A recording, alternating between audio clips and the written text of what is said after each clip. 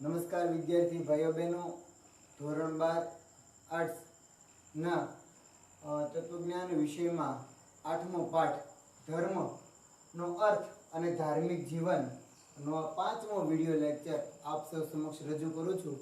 આ ક્લાસમાં આપ સૌને આવકારું છું। પ્રથમ 4 તાસ વિષયની માહિતી આપણે છે મેળવી આજ રોજ 5મો તાસ છે એના વિષયની માહિતી મેળવશું। આ પાઠમાં વ્યક્તિ છે એનામાં ધાર્મિકતાનો ગુણ કઈ રીતે વિકસાવવો, વ્યક્તિ પોતાનું ધાર્મિક જીવન કઈ રીતે જીવી શકે એ બહુ મહત્વની બાબત છે સમજાવવામાં આવી છે। વ્યક્તિની અંદર પોતાના જીવનમાં 4 ગુણો જો વિકસિત થયેલા હોય તો એ વ્યક્તિ છે એ ધાર્મિકતા તરફ વળે છે, તો ધાર્મિક જીવન એ જીવે છે એવું કહી શકાય। એ 4 ગુણો પૈકી આપણે 2 લેક્ચરમાં આગળના ભક્તિ અને જ્ઞાન એને વિશેની ચર્ચા કરી। આજના લેક્ચરમાં આપણે છે એ નીતિ અને વૈરાગ્ય વિશેની ચર્ચા કરવાની છે। જીવનમાં વ્યક્તિ છે એ પોતાનો વ્યવહાર જો ધાર્મિક બનાવવા માંગતો હોય તો એનામાં 4 ગુણો, કેટલા 4 ગુણો છે ખૂબ જ આવશ્યક છે। એ 4 ગુણોનું આપણે જે ચર્ચા કરીએ છીએ ભક્તિ, જ્ઞાન, નીતિ અને વૈરાગ્ય। તો ત્રીજા અને ચોથા તાસની અંદર આપણે છે એ ભક્તિ વિશે અને વૈરાગ્ય વિશે છે એ ભક્તિ અને જ્ઞાન વિશેની માહિતી મેળવી આજના તાસની અંદર આપણે ધાર્મિક જીવનમાં નીતિનું સ્થાન શું છે એના વિશેની માહિતી મેળવવાની છે। ધાર્મિક જીવનમાં નીતિનું સ્થાન શું છે, નીતિનું મહત્વ શું છે એના વિશેની માહિતી આપણે મેળવી। આગળનો તાસ બધાને તૈયાર હશે એવું હું આશા રાખું છું। જોઈએ આગળ। ધાર્મિક માણસ એટલો જ્ઞાની કે ભક્ત હોય એ પર્યાપ્ત નથી। આપણે સૌથી પહેલા તો જ્યારે ભક્તિ વિશેની માહિતી મેળવી ત્યારે જોયું તો ભાઈ કોઈ પણ વ્યક્તિ ધાર્મિક માણસ છે એ જ્ઞાની હોઈ શકે, બરાબર, પણ જો એ પૂજા અર્ચના કે પ્રાર્થના વગેરે બાબતોમાં માનતો ન હોય તો એ ભક્ત હોઈ શકે નહીં। જે માણસ જ્ઞાની હોય, જે માણસ નીતિમાં ચાલતો હોય, જે માણસ વૈરાગી હોય એ દરેક માણસ ભક્ત હોય એવું ન કહી શકાય। એ આપણે ગત લેક્ચરમાં એની ચર્ચા કરી ચૂક્યા હતા। તો હવે નીતિને સમજવાની છે, તો એમાં આપણે જોઈએ કે ભાઈ ધાર્મિક માણસ છે એ એટલો જ્ઞાની કે ભક્ત હોય એ પર્યાપ્ત નથી, એટલું એ પૂરતું નથી। જે ધાર્મિક માણસ છે એ જ્ઞાની કે ભક્ત હોય એ પર્યાપ્ત નથી, પણ તે પરોપકારી અને સદાચારી પણ હોવો જોઈએ। બીજા પર ઉપકાર કરનારો અને સદાચારી એટલે કે સારું વર્તન કરનારો હોવો જોઈએ।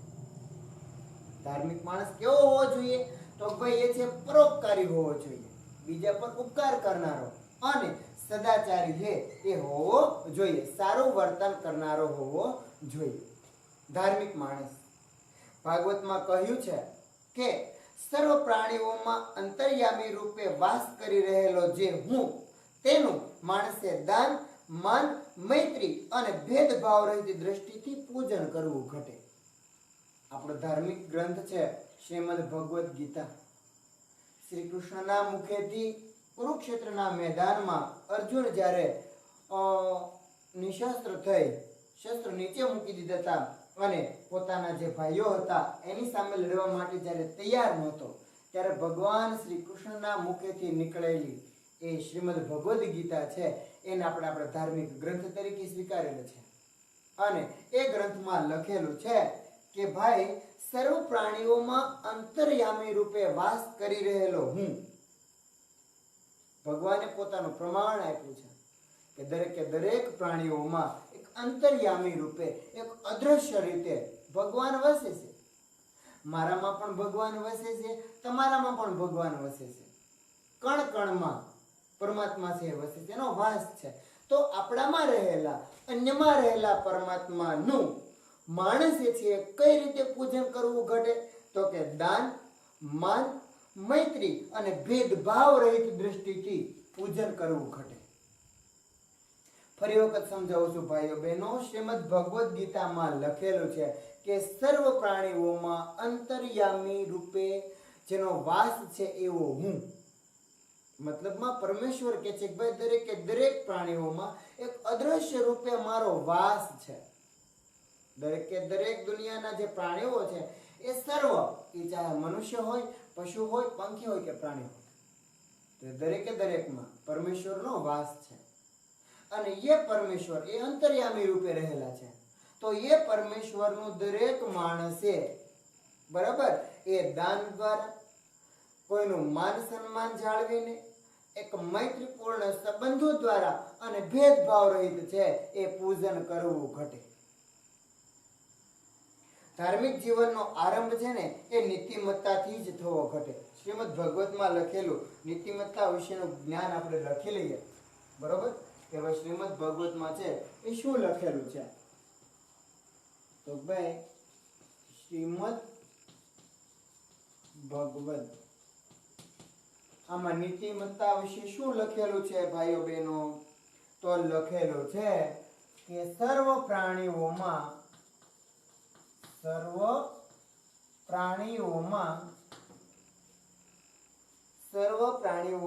અંતર્યામી રૂપે વાસ કરી રહેલો, અંતર્યામી રૂપે વાસ કરી રહેલો હું, અંતર્યામી રૂપે વાસ કરી રહેલો હું, તેનું વસી રહેલો જે હું, વસી રહેલો જે હું,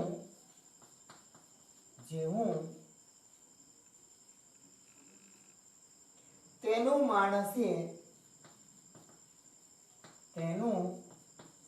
માણસે દાન, માન, મૈત્રી અને ભેદભાવ રહિત દૃષ્ટિથી, મૈત્રી અને ભેદભાવ રહિત દ્રષ્ટિથી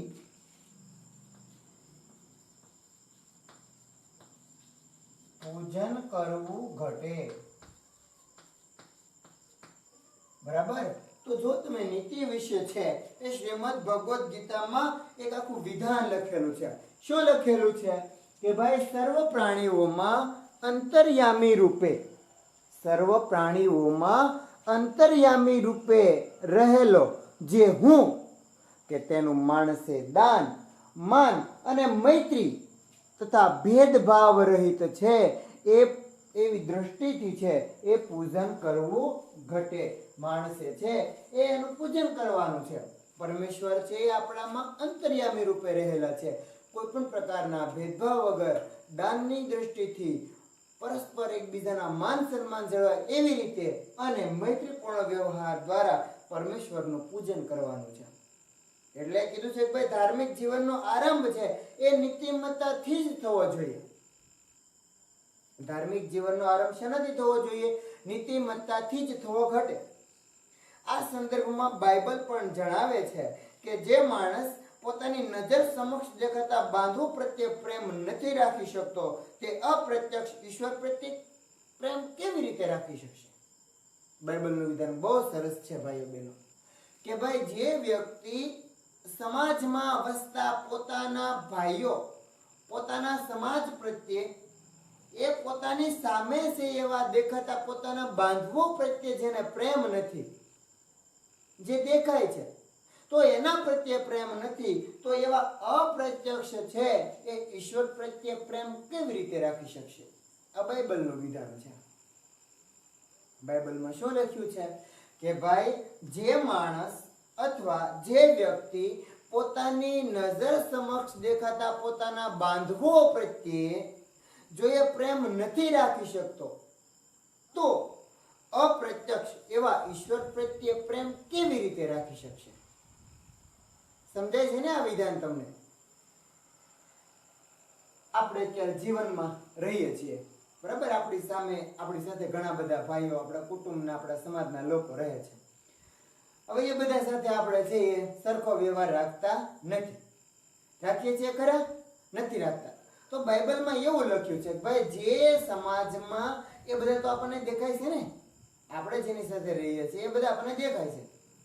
તો સમાજમાં વસતા આપણા ભાઈઓ બહેનો પ્રત્યે જો આપણે પ્રેમ નથી રાખી શકતા, એ તો દેખાય છે છતાં નથી રાખી શકતા, તો અપ્રત્યક્ષ જે નથી દેખાતા એવા ઈશ્વર પ્રત્યે કેમ રાખી શકીશું? મતલબમાં ધાર્મિક જીવનનો આરંભ છે એ શાનાથી થવો જોઈએ? નીતિમત્તાથી થવો જોઈએ. આમ સાચી ધાર્મિકતા છે એ નીતિમત્તાથી અલગ હોતી નથી. સાચી ધાર્મિકતા છે એ નીતિમત્તાથી અલગ હોતી નથી. બાઇબલમાં શું વિધાન લખ્યું એ આપણે લખી લેવાનું છે.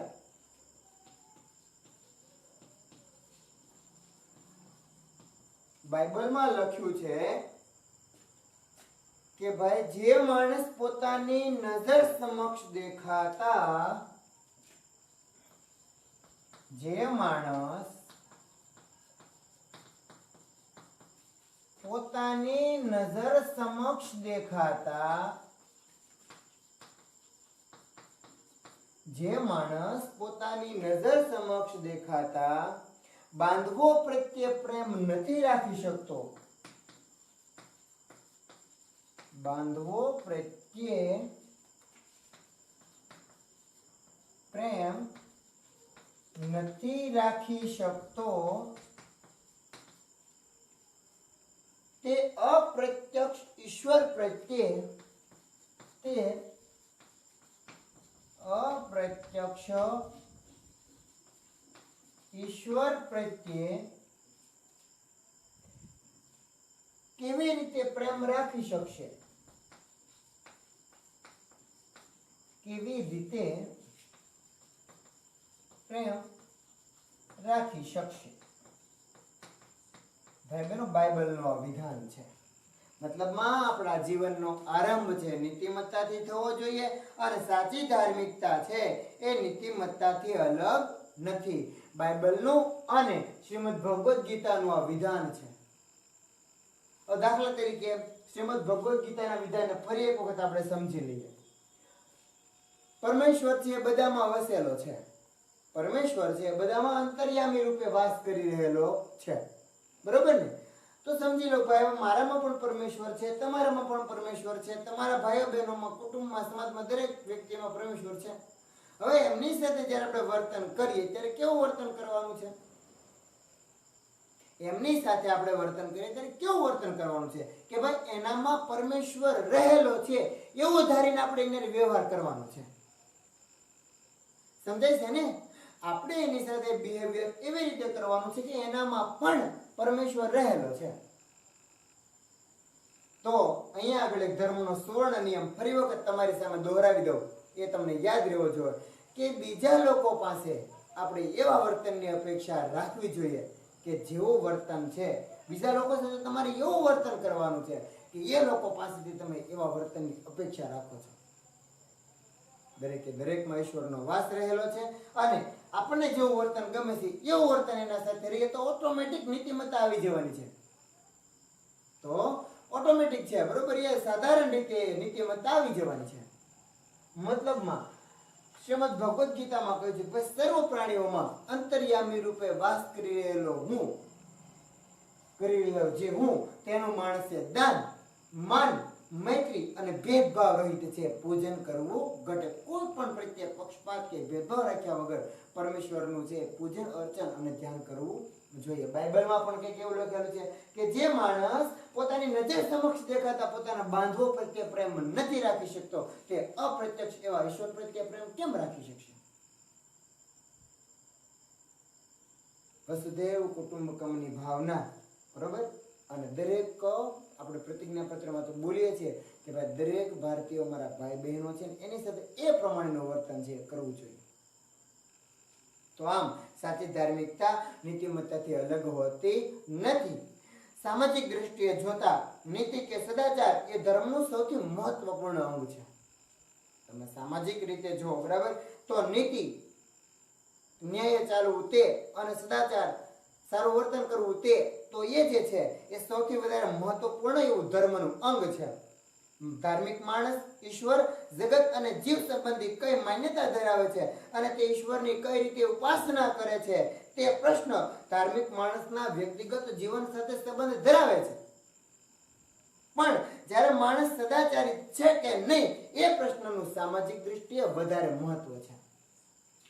આખું પેરેગ્રાફ ફરી વખત બોલું છું કે ભાઈ માણસ છે એ જીવ જગત અને પરમ તત્વ પ્રત્યે, બરાબર, જીવ જગત ઈશ્વર, બરાબર, એટલે પરમ તત્વ, તો ઈશ્વર જગત અને જીવ પ્રત્યે કેવી માન્યતા ધરાવે છે, એની સાથેના કેવા સંબંધો રાખે છે, બરોબર, એની સાથેના કેવા સંબંધો રાખે છે, એ પરમેશ્વરની ઉપાસના કઈ રીતે કરે છે, એ બધા પ્રશ્નો છે એ ધાર્મિક માણસના વ્યક્તિગત જીવન સાથે સંબંધ ધરાવે છે.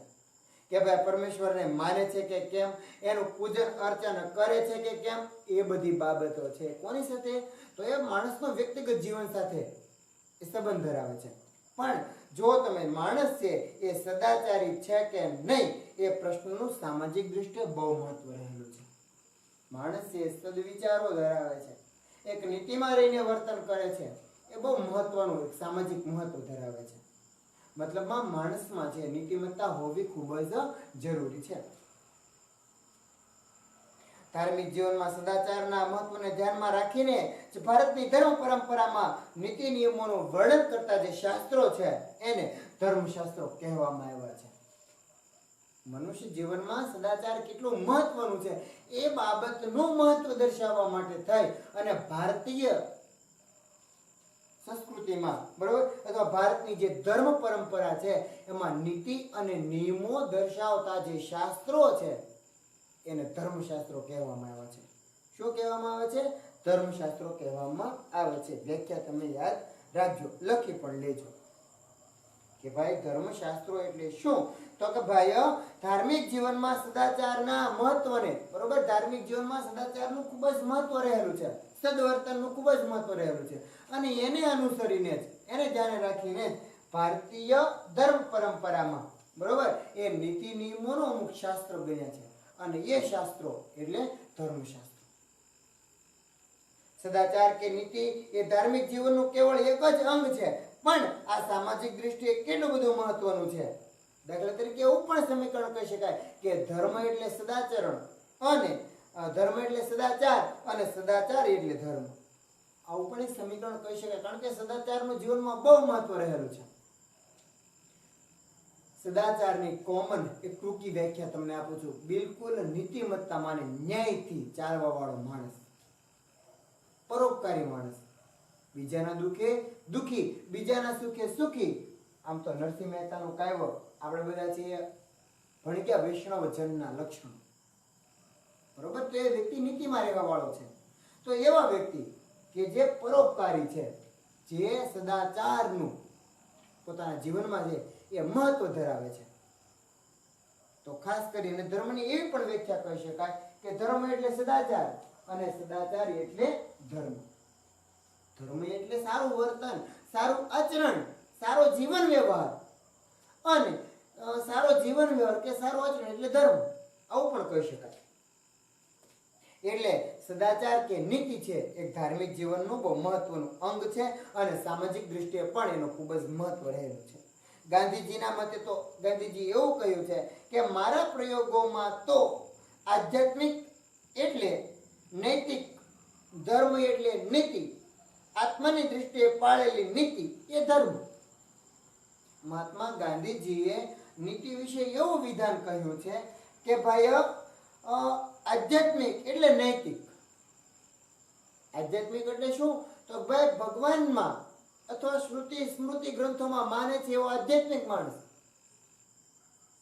તો એ આધ્યાત્મિક એટલે નૈતિક, ધર્મ એટલે નીતિ અને આત્માની દૃષ્ટિએ પાળેલી નીતિ તે ધર્મ. વ્યક્તિ છે એ પોતાની રીતે નીતિમાં માનવા વાળો બનશે તો એ દૃષ્ટિએ પાળેલી નીતિ એટલે શું થાય? ધર્મ થાય. આવું કોણે કહ્યું છે? મહાત્મા ગાંધી. એક સમીકરણ એ પણ આપણે લખી લઈએ કે સદાચાર, ધર્મ એટલે સદાચાર, ધર્મ એટલે સદાચાર અને સદાચાર એટલે ધર્મ.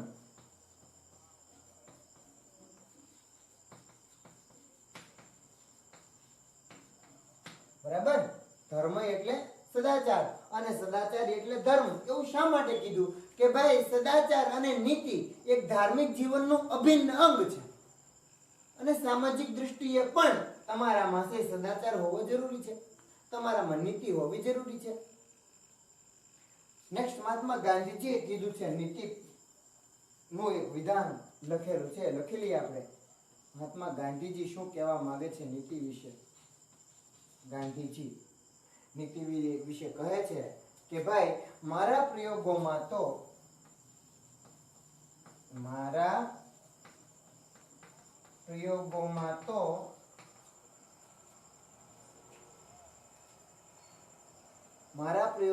તો આધ્યાત્મિક એટલે નૈતિક, આધ્યાત્મિક એટલે નૈતિક, આધ્યાત્મિક એટલે નૈતિક, ધર્મ એટલે નીતિ, ધર્મ એટલે નીતિ, આત્માની દૃષ્ટિએ પાળેલી નીતિ એ ધર્મ, આત્માની દૃષ્ટિએ પાળેલી નીતિ, આત્માની દ્રષ્ટિએ પાળેલી નીતિ તે ધર્મ. બરાબર. મહાત્મા ગાંધીજીએ લખેલું આ વિધાન છે. બરાબર. બે વિધાન આપણે આગળ જોયા. એક તો ધર્મ એટલે સદાચાર. બરાબર. ધર્મ એટલે શું થાય? સદાચાર. અને બીજું વિધાન આપણે એવું ભણ્યા કે ભાઈ મહાત્મા ગાંધીજીએ નીતિ વિશેનું વિધાન કહ્યું છે. મહાત્મા ગાંધીજીએ નીતિ વિશેનું વિધાન કહ્યું છે. ભાઈ મારા પ્રયોગોમાં તો આધ્યાત્મિક એટલે નૈતિક, ધર્મ એટલે નીતિ. કેવી નીતિ? તો ભાઈ આત્માની દૃષ્ટિએ પાળેલી નીતિ એટલે ધર્મ. આત્માની દૃષ્ટિએ પાળેલી નીતિ એટલે ધર્મ. તો ડોક્ટર રાધાકૃષ્ણ સર્વપલ્લી છે એ પણ એક વિધાન કહે છે. ડોક્ટર રાધાકૃષ્ણ કહે છે કે ભાઈ ધર્મ એ કેવળ અમુક માન્યતા કે અમુક લાગણી કે અમુક કર્મકાંડ નથી, પણ પરિવર્તિત જીવન છે. ડોક્ટર રાધાકૃષ્ણ સર્વપલ્લી છે શું કહેવા માંગે છે કે ભાઈ ધર્મ એ કેવળ અમુક માન્યતા, અમુક લાગણી કે કોઈ કર્મકાંડ નથી.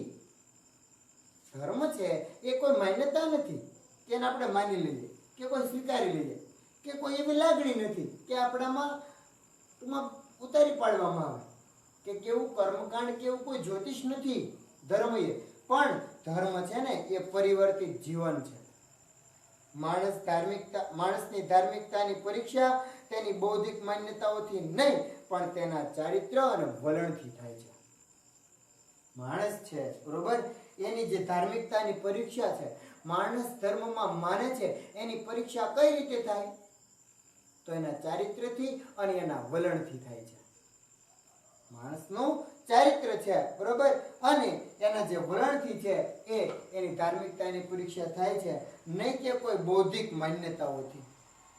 બૌદ્ધિક માન્યતાઓથી છે એ એની પરીક્ષા થતી નથી. એના વિશેનું પણ આપણે લખી લઈએ. ડોક્ટર રાધાકૃષ્ણન છે એ શું કહેવા માંગે છે?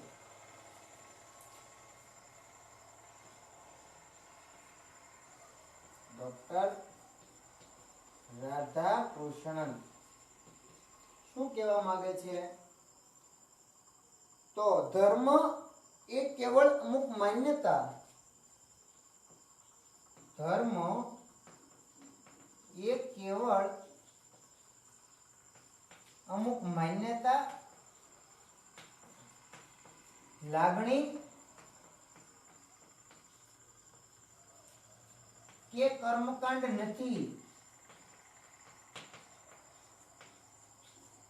બરાબર. ધર્મ એ કેવળ અમુક માન્યતા, લાગણી કે કર્મકાંડ નથી, પણ પરિવર્તિત જીવન છે. પણ પરિવર્તિત જીવન છે. ભાઈ બહેનો હામવાનું છે નહીં હો, તમારે વધારેની વ્યાખ્યા લખી લેજો, પછી હું સામે એટલું લખું છું, આવી જાય એટલું. માણસની ધાર્મિકતાની પરીક્ષા, માણસની ધાર્મિકતાની પરીક્ષા તેની બૌદ્ધિક માન્યતાઓથી નહીં, તેની બૌદ્ધિક માન્યતાઓથી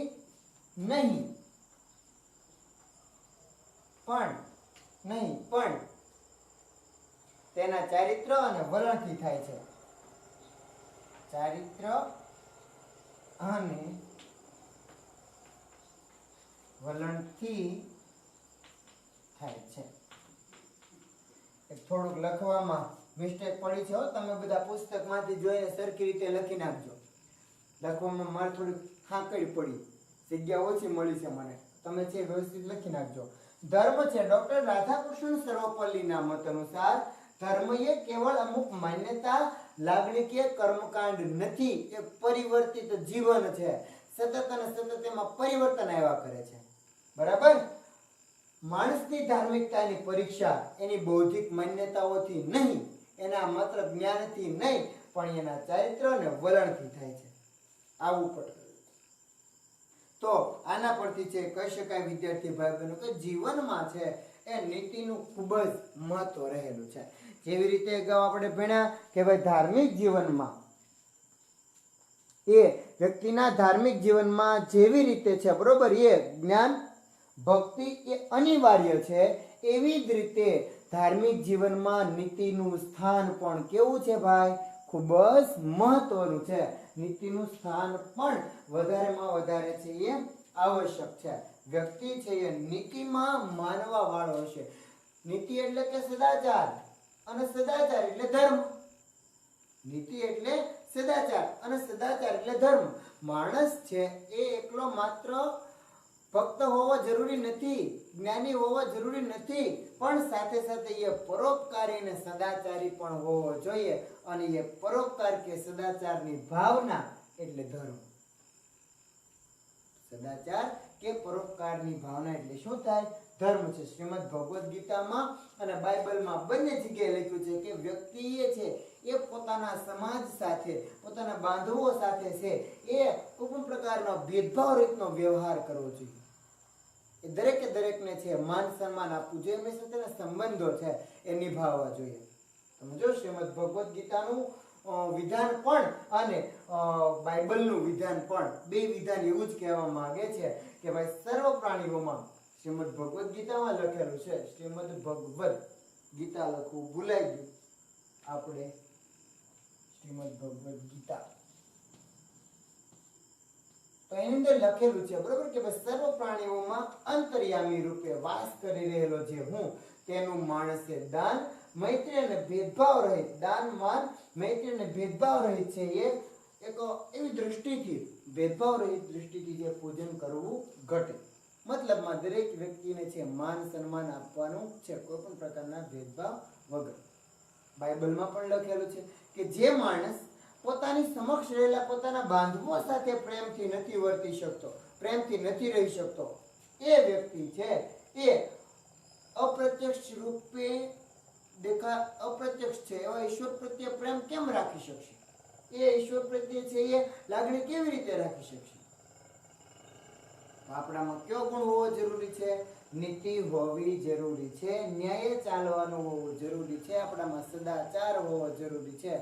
વિદ્યાર્થી ભાઈ બહેનો તો ને તો જ છે એ આપણે ધાર્મિક જીવન જીવનારા રહીશું.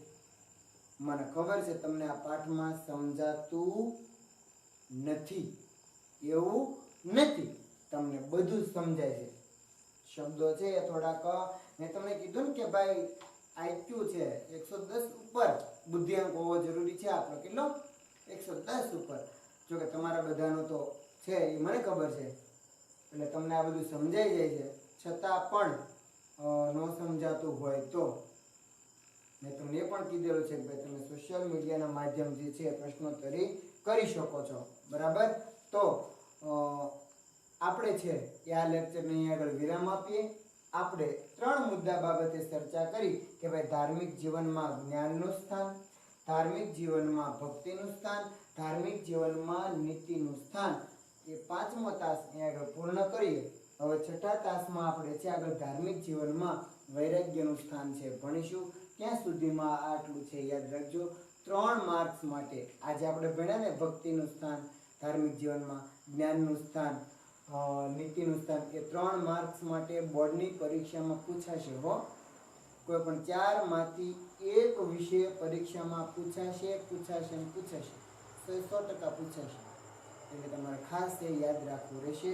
આ બધા મુદ્દા છે તમારે નોંધી લેવાના રહેશે. શક્ય બનશે તો શાળા શરૂ થવા પછી આપણે આના પ્રશ્નો છે તમને મોટા પ્રશ્નો લખાવશું, પણ એની રાહ નહીં જોતા હું આગળ બોર્ડમાં લખું છું. એ પણ બહુ અગત્યના મુદ્દા એ બોર્ડમાં નોંધ કરતા જઈએ છીએ આપણે. સાથે સાથે પુસ્તકમાં લખેલા તમામ વિધાનો છે એને તમારે મુદ્દા પાડી લખી નાખો, એટલે એ વિષયની ટૂંક નોંધ થઈ જશે. એ બાબતની ટૂંક નોંધ બની જશે અને એને તમારે યાદ રાખવાની રહેશે. તો વિદ્યાર્થી ભાઈઓ બહેનો આવી રીતે છે ટૂંક નોંધ તૈયાર કરજો. આજના લેક્ચરની આગળ પૂર્ણાહુતિ આપીએ. હવે મળીએ છઠ્ઠા લેક્ચરમાં. ત્યારે ધાર્મિક જીવનમાં વૈરાગ્યનું શું સ્થાન છે એના વિશેની ચર્ચા કરીશું. તો મળીએ હવે એક છઠ્ઠા લેક્ચરમાં.